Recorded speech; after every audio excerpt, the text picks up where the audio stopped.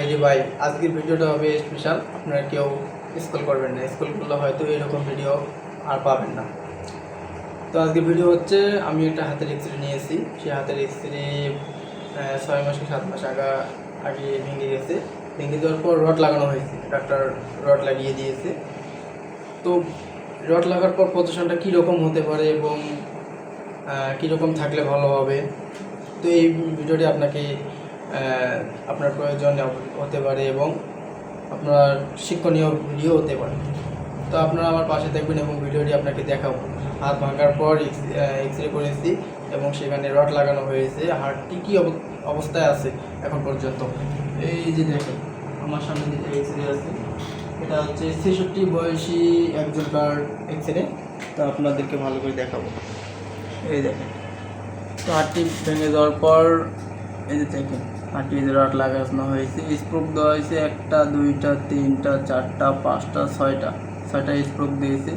এই যে এখানে ভাঙা, তো এটা অনেক সুন্দর অপারেশন হয়েছে।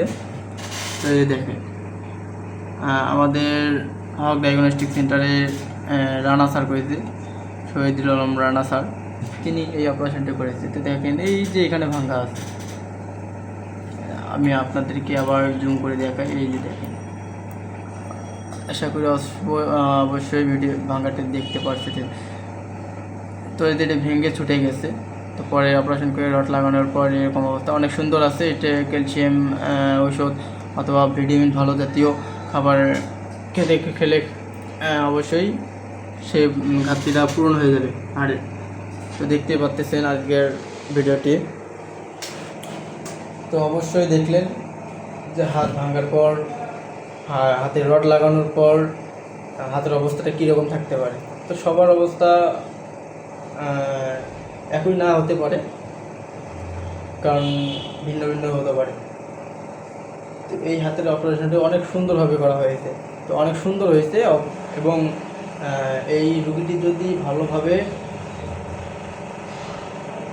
যদি তার ক্যালসিয়ামগুলো বৃদ্ধি পায়, ভালো জাতীয় খাবার খায় এবং ক্যালসিয়াম ট্যাবলেট খায়, তাহলে তার হাড় অতি তাড়াতাড়ি দ্রুত বৃদ্ধি পেয়ে তখন রড খুললে আর সমস্যা হবে না। তো রড খোলার সময় হচ্ছে প্রায় 2 বছর 1 বছর এরকম।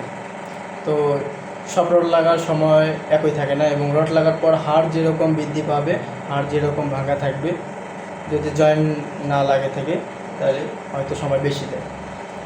তো ধন্যবাদ সবাইকে, আমার ভিডিওটি শেয়ার করে দেবেন, অন্যরাও যেন দেখতে পারে এবং কিছু শিখতে পারে। আল্লাহ হাফেজ।